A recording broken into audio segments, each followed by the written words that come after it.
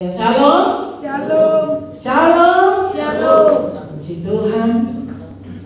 Pada saat ini kita masih ada di tempat ini untuk memberikan waktu kita yang terbaik buat Tuhan. Minggu ini kita mendengarkan berita duka dari Kabupaten Sigi, Sulawesi Tengah, di mana umat Tuhan di sana dibantai. Ya, pembantaiannya sadis, saudaraku. Ada hamba Tuhan yang memposting video itu, langsung saya tegur, Pak, maaf, foto dan videonya tidak usah di-share karena sangat mengerikan. Saudaraku yang dikasihi Tuhan, tapi firman Tuhan berkata, barang siapa kehilangan nyawanya karena aku, dia akan memperolehnya. Haleluya. Jadi saudara dan saya doakan gereja, doakan umat Tuhan supaya dijaga dan dipelihara oleh Tuhan. Kenapa kita terus yang dianiaya? Karena memang kitalah sumber kebenaran itu. Biasanya benar ini teraniaya. Tetapi puji Tuhan, kalau kita ada di tempat ini, masih boleh diberi kesempatan untuk datang memberikan waktu kita. Pergunakanlah waktu itu sebaik-baiknya. Haleluya. Sebentar lagi 1 bulan lebih, 1 hari atau 2 hari kita akan tinggalkan tahun 2020. Saudaraku, saya ingin sampaikan kepada saudara, mari mulai reweih kita. Kita mulai reweih hidup kita, supaya ketika kita menginjak tahun 2020 sudah ada perubahan di dalam pribadi kita, baik dalam hidup maupun di dalam ekonomi kita. Tergantung saudara dan saya. Haleluya. Kita akan melihat di dalam kitab Markus pasal 4 ayat 3 sampai dengan ayat ke-8. Ayat ini saya rasa saudara pasti sudah pernah mendengarkan, tapi kita mau mengupas lagi lebih dalam apa sebenarnya maksud Tuhan di dalam setiap ayat yang ada di dalamnya. Markus 4 ayat 3 sampai dengan ayat ke-8. Sudah dapat semua? Puji Tuhan. Kita akan baca bersama-sama. Demikianlah firman Tuhan. 2, 3. Dengarlah, adalah seorang penabur keluar untuk menabur. Pada waktu ia menabur, sebagian benih itu jatuh di pinggir jalan, lalu datanglah burung dan memakannya sampai habis. Sebagian jatuh di tanah yang berbatu-batu, yang tidak banyak tanahnya, lalu benih itu pun segera tumbuh karena tanahnya tipis. Tetapi sesudah matahari terbit, layulah ia dan menjadi kering karena tidak berakar. Sebagian lagi jatuh di tengah semak duri, lalu makin besarlah semak itu dan menghimpitnya sampai mati, sehingga ia tidak berbuah.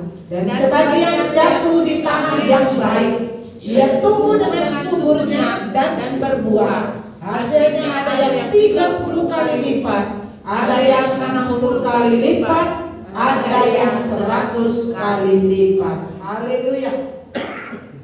Pasti kita semua pernah mendengar perumpamaan ini. Saat siang hari ini kita mau lebih dalam lagi mengerti apa sebenarnya maksud Tuhan di dalam ayat ini.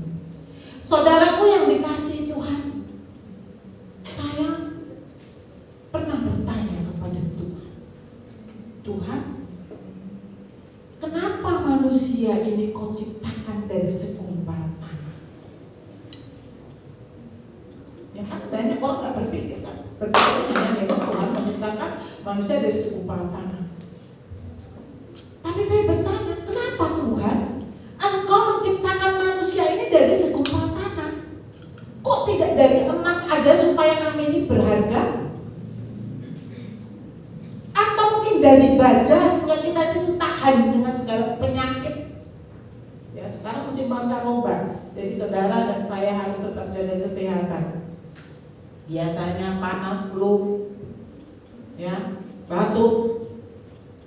Saudaraku yang dikasihi Tuhan, kenapa Tuhan memilih untuk menciptakan manusia itu dari segumpal tanah? Pertama saya bingung, kenapa ya? Lalu Tuhan berbicara kepada saya. Tahu nggak kamu? Kenapa aku menciptakan manusia dari segumpal tanah? Yang pertama, tanah itu mudah dibentuk. Tanah itu mudah dibentuk. Mungkin saudara berkata baja juga bisa dibentuk, tetapi kan harus pakai alat. Ya. Emas bisa dibentuk, tetapi mereka juga harus mempunyai alat tertentu. Tetapi tanah bisa dibentuk hanya dengan tangan kita.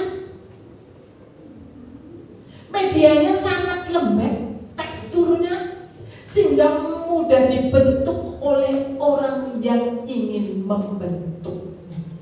Itu yang pertama alasan Tuhan. Kita tanah mudah untuk dibentuk. Yang pertama. Yang kedua, dalam kehidupan ini tidak ada yang tidak membutuhkan tanah. Semua membutuhkan tanah, ya kan? Kita bangun gedung, bangun rumah, bangun aktivitas kita pasti ada di atas tanah. Artinya tanah ini sangat penting dalam kehidupan kita sebagai manusia. Dan yang ketiga, tanah ini adalah media yang paling penting untuk menaburkan benih supaya tumbuh subur untuk kepentingan manusia. Saudaraku yang oleh karena itu Tuhan menciptakan kita dari tanah. Karena Tuhan ingin saudara dan saya, manusia yang diciptakan ini mudah dibentuk oleh Tuhan. Tuhan ingin membentuk hidup saudara dan saya sesuai dengan rencana Tuhan. Rencana Tuhan itu masa depan yang penuh pengharapan. Tidak ada rancangan Tuhan masa depan yang kecelakaan. Tidak ada. Jadi Tuhan ingin membentuk kita sesuai dengan rancangannya. Dan yang kedua, Tuhan ingin juga supaya kita ini sebagai umat ciptaannya, kita juga berarti bagi kehidupan orang lain. Jadi bukan kita hidup sendiri tanpa peduli kepada yang lain. Salah. Dan yang ketiga, Tuhan mau ketika benih itu ditaburkan, saudara dan saya mau menerima benih itu supaya benih itu berakar dan bertumbuh di dalam kehidupan kita. Maka di ayat ini mengatakan, dengarlah, adalah seorang penabur keluar untuk menabur. Apa yang ditabur? Pasti dong, kita semua pasti tahu kalau namanya tabur, ditabur itu pasti benih, iya kan? Tetapi di dalam ayat ini, di dalam kitab Markus 4 ayat 14 mengatakan, penabur itu menaburkan firman. haleluya. Penabur itu menaburkan firman. Jadi bukan benih biasa-biasa saja, tapi penabur itu menaburkan benih firman. Di mana ditaburkan? Di atas tanah-tanah yang sudah diciptakan Tuhan menjadi saudara dan saya, umat yang dikasihinya. Jadi saudara, kita ini adalah tanah yang diciptakan Tuhan menjadi manusia. Saudara adalah tanah, saya tanah, si anak sama tanahnya, ya, gak ada beda. Kata kita semua terbuat dari tanah. Dan benih yang ditaburkan oleh Tuhan itu juga benih yang sama, yaitu firman-Nya. Yang setiap minggu kita dengar, yang setiap saat kita baca. Benih yang sama, tanah yang sama. Tetapi yang menjadi pertanyaan kita saat ini, yang harus menjadi PR bagi saudara dan saya untuk melangkah ke depan, kenapa tanah yang sama, benih yang sama, tetapi hasilnya berbeda? Ini harus menjadi pertanyaan kita kepada Tuhan. Kenapa hasilnya berbeda, Tuhan? Bukankah saya juga tanah ciptaan-Mu? Bukankah benih firman yang kuterima juga sama? Tetapi kenapa hasilnya berbeda? Ini menjadi PR kita saat siang hari ini, supaya ketika nanti kita melangkah di tahun 2021, kita harus tahu bagaimana cara kita memperbaiki diri kita, supaya kita benar menghasilkan buah sesuai dengan rancangan Tuhan. Saudaraku yang dikasihi Tuhan, di ayat keempat mengatakan, waktunya menabur, sebagian benih itu jatuh di pinggir jalan, lalu datang dan memakannya sampai habis. Di pinggir jalan itu juga ada tanahnya loh. Jangan bilang nggak ada tanahnya, sekalipun di jalan desa.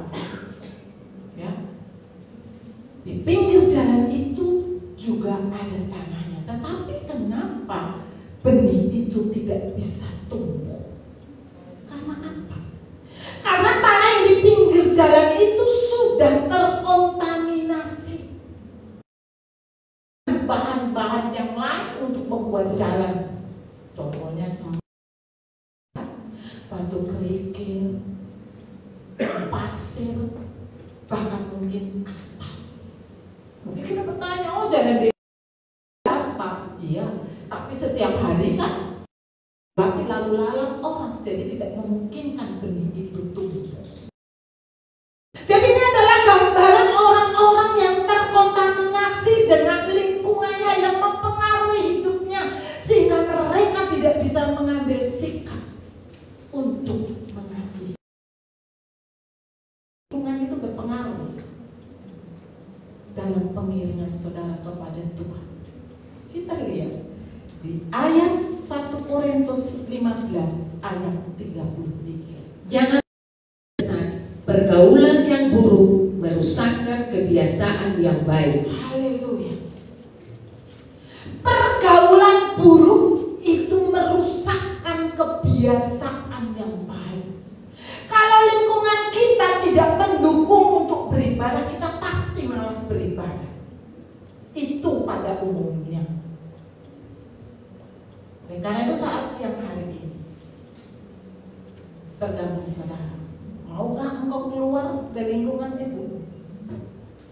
Maukah engkau hengkang keluar untuk bangkit, keluar dari zona lingkungan yang membuat engkau tidak cinta kepada Tuhan? Banyak orang dipengaruhi oleh lingkungannya untuk tidak datang beribadah. Makanya dulu Bapak Gembala sering berkata, kalau suamimu menghalangi engkau datang beribadah, berikan obat tidur 1 jam atau 2 jam, pergi beribadah. Kembali dia baru bangun. Kenapa? Hubungan kita dengan Tuhan itu tidak boleh dipengaruhi oleh apapun. Saya mau bertanya, kalau saudara pengen beribadah, terus lihat lingkungan saudara tidak beribadah, pasti saudara akan menjadi lemah. Kecuali saudara sudah mempunyai iman yang kuat di dalam Tuhan. Ini adalah gambaran daripada benih yang ditaburkan di pinggir jalan. Benih itu dimakan burung. Kenapa? Ya karena kita tidak dapat pengaruh lingkungan itu menguasai hidup kita. Ya kita lihat kan, banyak keluarga-keluarga Kristen yang masa bodoh tidak mau datang beribadah. Karena apa? Karena mereka ya mendukung untuk itu. Seharusnya kita menjadi motor, bangkitkan mereka dari tempat tidurnya, bangkit, berjalan ibadah. Harusnya seperti itu. Tetapi pada umumnya manusia ini kalah dengan pengaruh lingkungan yang ada. Jadi pilihan di tangan saudara. Apakah kau akan mengikuti terus pengaruh lingkungan yang buruk itu? Kalau kau mengikuti terus, kau tidak akan pernah melihat Tuhan bekerja dalam hidupmu. Dan yang kedua, di ayat ke-5 dan 6, sebagian jatuh di tanah yang berbatu-batu, yang tidak banyak tanahnya, lalu benih itu pun segera tumbuh karena tanahnya tipis. Tetapi setelah matahari terbit, layulah ia dan menjadi kering karena tidak berakar. Saudaraku yang dikasih Tuhan, benih firman yang jatuh di atas tanah yang berbatu. Ada tanahnya juga kan? Tapi tanahnya itu sudah ditutupi dengan bebatuan. Lebih banyak bebatuannya daripada tanahnya. Maka di sini dikatakan tanahnya tipis. Memang benar, firman itu bertumbuh. Tetapi ingat, pertumbuhannya tidak sempurna. Kenapa? Karena tanahnya tipis.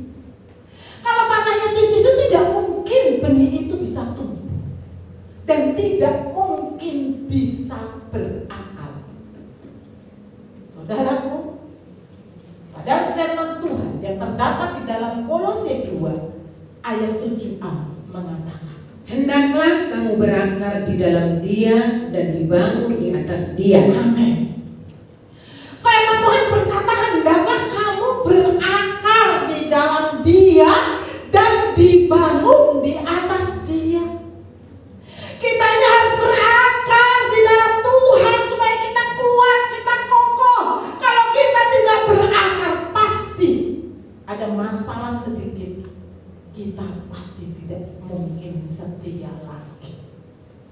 Ada persoalan sedikit, kita tidak akan mampu datang lagi beribadah kepada Tuhan. Karena apa? Kita tidak berakar di dalam Tuhan. Kalau engkau berakar di dalam Tuhan, maka engkau bisa bertumbuh di dalam Tuhan. Maka katakan, dibangun di atas Dia. Kita akan dibangun oleh Tuhan menjadi sesuatu yang berharga. Kenapa saudara yang dikasihi Tuhan?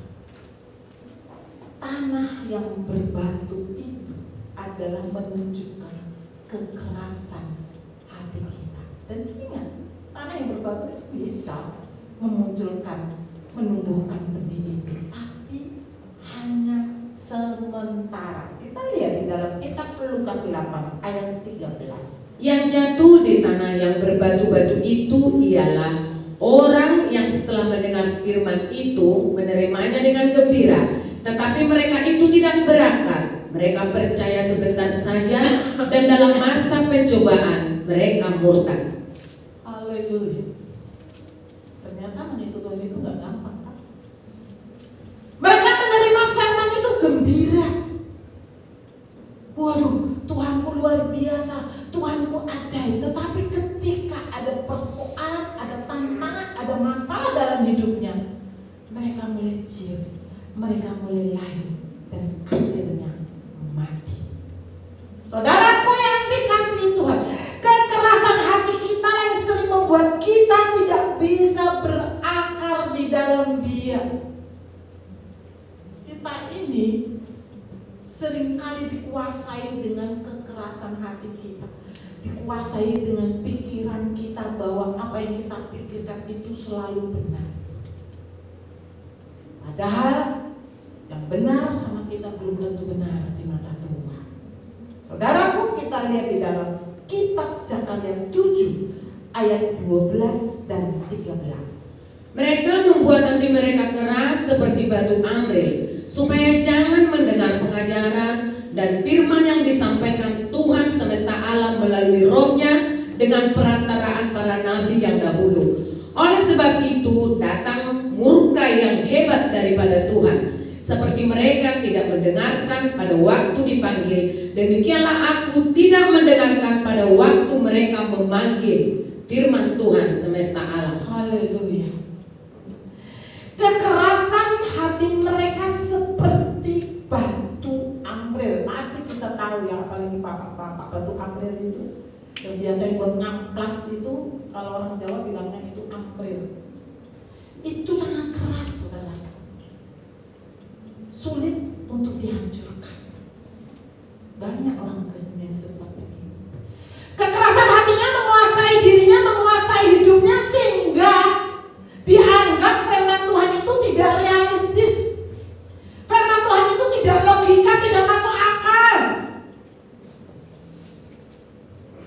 Kekerasan hati inilah yang membutakan kita untuk dapat menerima kebenaran firman Tuhan.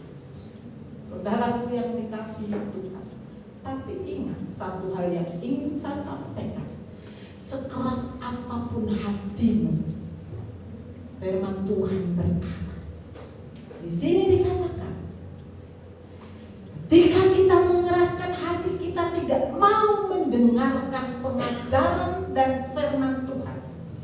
Firman Tuhan berkata, maka Tuhan juga tidak mau mendengarkan kita ketika kita memanggil Tuhan. Haleluya. Ini yang seringkali tidak dimengerti oleh manusia. Dipikirnya kalau tidak mau mendengarkan dan tidak mau melakukan firman Tuhan itu tidak ada efeknya. Efeknya ketika engkau butuh Tuhan, Tuhan juga gak peduli. Ketika engkau memanggil Tuhan, saya mau tanya kepada kita, adakah kita yang tidak butuh Tuhan?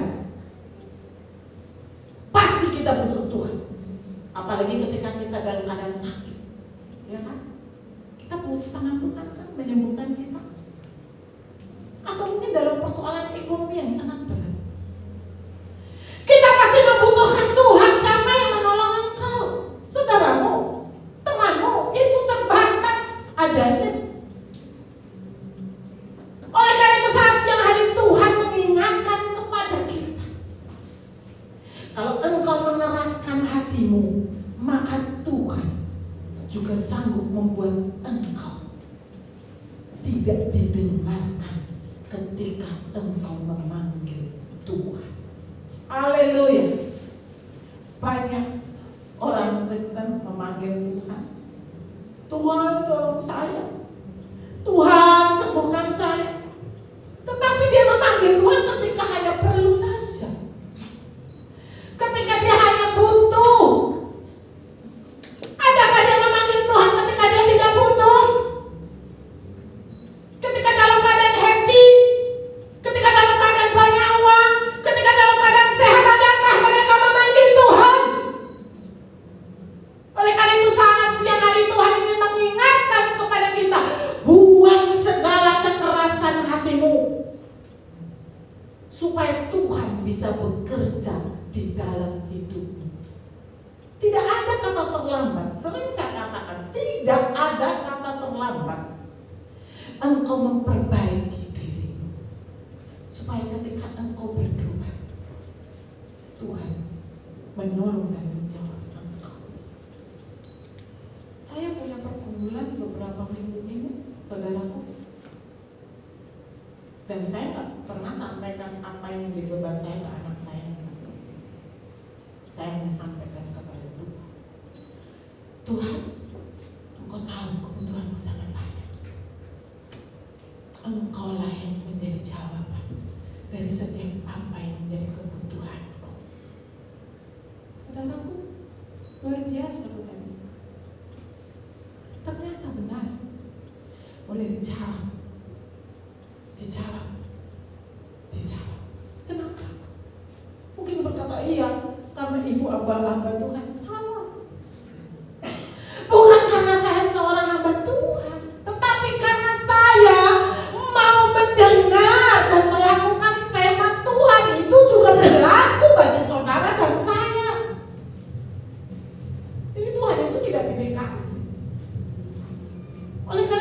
siang hari, buang segala kekerasan hatimu.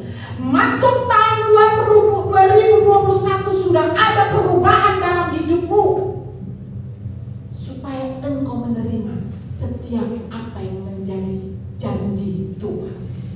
Saudaraku yang dikasihi Tuhan, Tuhan itu sangat luar biasa. Kita harus buang kekerasan hati kita dan minta Tuhan menggantikan dengan hati yang baru, hati yang taat kepada Tuhan. Yesaya 36 ayat 26 sampai 27. Kamu akan kuberikan hati yang baru dan roh yang baru di dalam batinmu, dan aku akan menjauhkan dari tubuhmu hati yang keras, dan kuberikan kepadamu hati yang taat. Rohku akan kuberikan diam di dalam batinmu, dan aku akan membuat kamu hidup menurut segala ketetapanku, dan tetap berpegang pada peraturan-peraturanku dan melakukannya. Haleluya. Di sini kata kamu akan kuberikan hati yang baru dan roh yang baru di dalam batinmu, dan aku akan menjauhkan dari tubuhmu hati yang keras, dan kuberikan kepadamu hati yang taat. Ini harus kita miliki, hati yang taat. Memang tidak mudah, tetapi saudara kalau mau berhasil dalam hidup saudara, saudara harus memiliki hati yang taat. Karena itulah kunci. Bahkan di sini yang dikatakan rohku akan kuberikan diam di dalam batinmu. Luar biasa. Roh Tuhan akan tinggal diam di dalam diri kita, dan aku akan membuat kamu hidup menurut segala ketetapanku, dan tetap berpegang pada peraturan-peraturanku dan melakukannya. Hati yang taat disertai dengan roh Tuhan yang ada di dalam diri kita, yang membuat kita mampu untuk melakukan apa yang menjadi perintah Tuhan. Karena apa? Kalau sudah roh Tuhan ada di dalam diri kita, Dialah yang akan memberikan kekuatan bagi kita untuk tetap tinggal setia mengasihi Tuhan. Haleluya. Sebagian lagi jatuh di tengah semak duri, lalu makin besarlah semak itu dan menghibitnya sampai mati, sehingga ia tidak berbuah.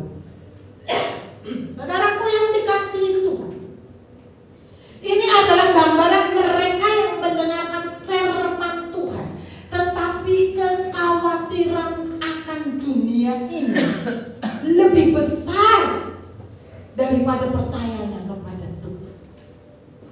Kekhawatirannya ini, pikirannya hanya kepada bagaimana aku bisa hidup besok. Hanya itu saja yang kita pikirkan, kekhawatiran akan hidup kita, akan masa depan kita. Sehingga itu membuat kita melupakan apa yang sebenarnya menjadi janji Tuhan bagi setiap kita ketika kita sudah mendengarkan firman Tuhan dan tentunya melakukannya. Saudaraku, semak duri adalah gambaran kekhawatiran dunia ini.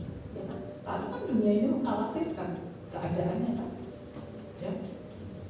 Tapi ingatlah, Tuhan kita sudah tahu persis apa yang menjadi persoalanmu, apa yang menjadi kebutuhan.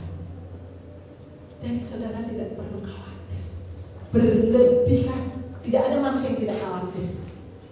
Pasti tidak ada manusia yang tidak punya persoalan, tidak ada manusia yang tidak khawatir. Pasti ada. Tetapi ingat, di atas segalanya itu kita harus percaya ada Tuhan yang akan terus menolong, memelihara hidup kita. Kita lihat di dalam Matius 6 ayat 25 sampai 27. Karena itu aku berkata kepadamu, janganlah khawatir akan hidupmu, akan apa yang hendak kamu makan atau minum, dan janganlah khawatir pula akan tubuhmu, akan apa yang hendak kamu pakai. Bukankah hidup itu lebih penting daripada makanan, dan tubuh itu lebih penting daripada pakaian? Pandanglah burung-burung di langit yang tidak menabur dan tidak menuai dan tidak mengumpulkan bakal dalam lumbung, namun diberi makan oleh Bapamu yang di sorga. Bukankah kamu jauh melebihi burung-burung itu? Siapakah di antara kamu yang karena kekhawatirannya dapat menambahkan sehatnya saja pada jalan hidupnya? Haleluya. Kalau kita membaca dan merenungkan ayat ini, mengapa kita harus khawatir? Mengapa kita harus khawatir? Bukankah kekhawatiran kita ini tidak dapat menambah sehasta saja jalan hidup kita? Kekhawatiran kita ini tidak dapat menyelesaikan persoalan kita. Tapi justru kekhawatiran kita ini membuat kita lupa bahwa ada janji Tuhan yang begitu luar biasa. Firman-Nya berkata, burung di udara dipelihara. Mereka tidak pernah menanam, tidak pernah menabur. Iya kan? Mereka makan juga kok. Bunga yang di padang. Adakah yang bisa membuat bunga yang begitu indahnya dihiasi oleh Tuhan? Oleh karena itu saudara dan saya tidak perlu takut, khawatir berlebihan. Biasa, wajar manusia itu ada takut, khawatir akan hidup kita, akan masa depan kita. Tapi ingatlah, kuncinya lakukan kewajibanmu kepada Tuhan. Dengan engkau tetap setia melakukan setiap apa yang menjadi perintah Tuhan, maka Tuhan juga mempunyai kewajiban yang sama, yaitu menepati janjinya yang sudah diberikan kepada kita. Karena Tuhan kita itu adalah Allah yang setia akan setiap janjinya. Yang janjinya adalah ya dan amin. Manusia yang seringkali meleset janji. Tapi kalau Tuhan tepat pada waktunya, Dia pasti memberikan pertolongannya. Haleluya. Oleh karena itu saudaraku yang dikasihi Tuhan, kekhawatiran kita, ingat, jangan berlebihan. Kita harus belajar menyerahkan semuanya ke dalam tangan Tuhan. Jangan kita kuasai menyelesaikan dengan pikiran kita sendiri. Kita tidak akan mampu. Tidak akan mampu. Tetapi saya percaya kita serahkan segala persoalan kita kepada Tuhan. Tuhanlah yang bekerja. Di ayat yang ke-8 mengatakan, dan sebagian jatuh di tanah yang baik, ia tumbuh dengan suburnya dan berbuah. Hasilnya ada yang 30 kali lipat, ada yang 60 kali lipat, ada yang 100 kali lipat. Haleluya.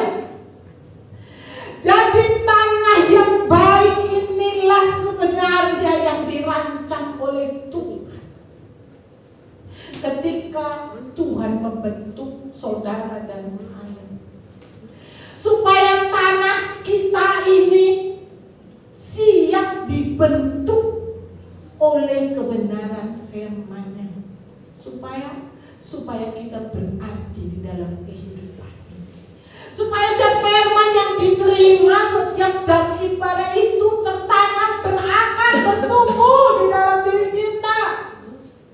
Dan kalau dia sudah bertumbuh, dia akan mengeluarkan buah untuk kehidupan kita.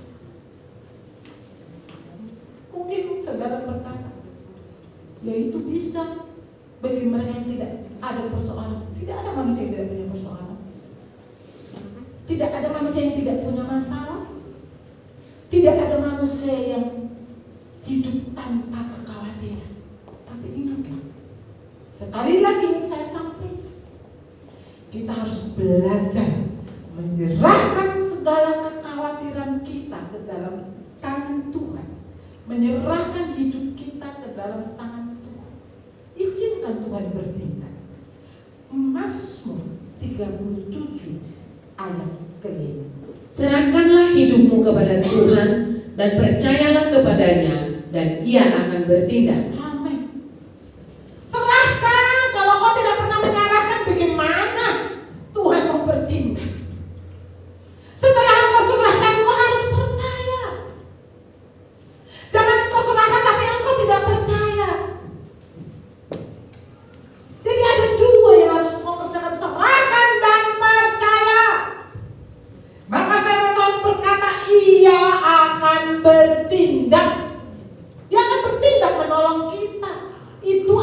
janjinya. Pertolongan manusia ada batasnya, tapi kalau pertolongan Tuhan itu luar biasa, tidak pernah dapat kita pikirkan. Oleh karena itu saat ini, bila mana engkau khawatir dengan hidup, serahkan semuanya di dalam tangan Tuhan.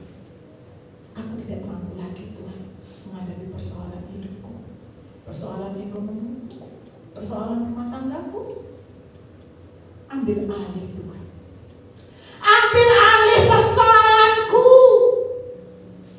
Dan aku percaya bahwa engkau pasti bertindak untuk sesuatu yang membuat kebaikan di dalam hidupku. Yesaya 41 ayat 13. Sebab aku ini Tuhan Allahmu, memegang tangan kananmu dan berkata kepadamu, janganlah takut, akulah yang menolong engkau. Amin. Firman Tuhan berkata, aku yang memegang tangan kananmu. Aku yang memegang tangan kananmu. Dan firman Tuhan berkata, jangan takut, akulah yang menolong engkau. Kenapa kita masih ragu? Kenapa kita masih takut? Kenapa hidup kita dipenuhi dengan kekhawatiran sehingga firman Tuhan tidak bekerja dalam hidup kita? Kita harus belajar percaya penuh kepada Tuhan. Apapun kekhawatiran yang ada dalam hidupmu, sampaikan kepada Tuhan. Ambil waktu, duduk di kaki Tuhan. Tuhan itu sangat luar biasa. Tuhan itu Bapak kita. Bapak jasmani bisa mengecewakan kita, tapi Bapak kita di surga tidak pernah mengecewakan saudara dan saya. Tepat pada waktunya, Dia pasti menolong engkau, karena itu adalah janji. Tapi ingat, pertolongan hanya diberikan kepada orang-orang yang tidak mengeraskan hatinya. Pertolongan hanya diberikan kepada orang-orang yang mau mendengar dan melakukan kebenaran.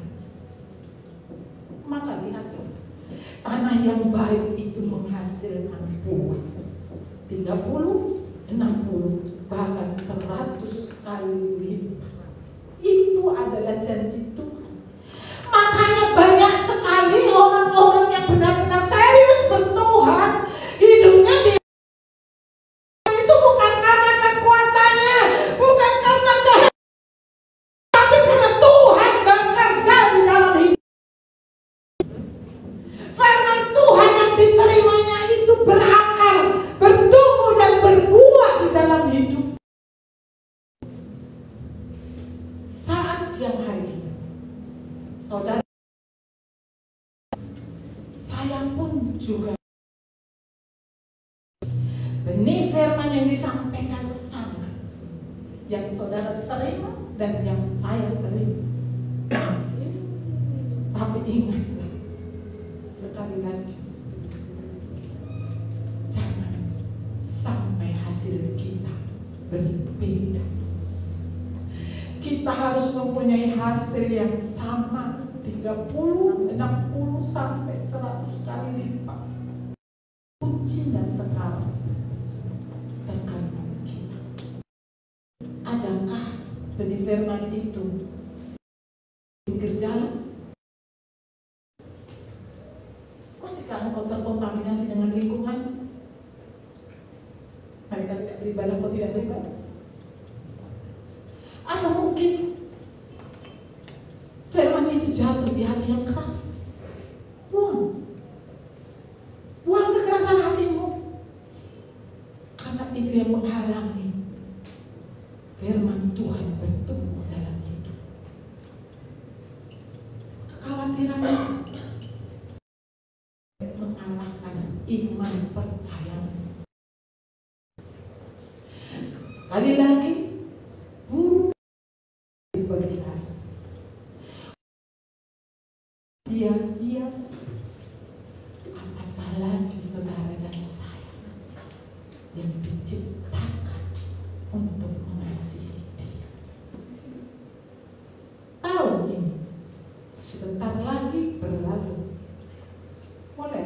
sikap.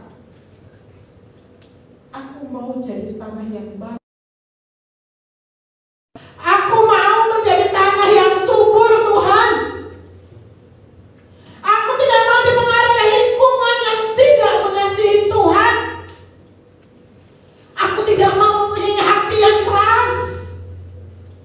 Dan aku tidak mau dipenuhi dengan kekhawatiran akan hidupku. Karena semuanya aku serahkan di dalam tangan. Mulai ambil sikap. Mulai ambil sikap. Kalau engkau mampu melewati hari-hari kemarin, artinya saudara dan saya masih diberi kesempatan oleh Tuhan untuk memperbaiki diri kita, memperbaiki hubungan kita dengan Tuhan, memperbaiki rumah tangga kita, memperbaiki ekonomi kita, memperbaiki masa depan kita. Tergantung di tangan saudara. Apa pilihan? Pilihlah, jadilah tanah yang baik, tanah yang subur, tanah yang mudah dibentuk dan siap dipengapakan oleh kebenaran.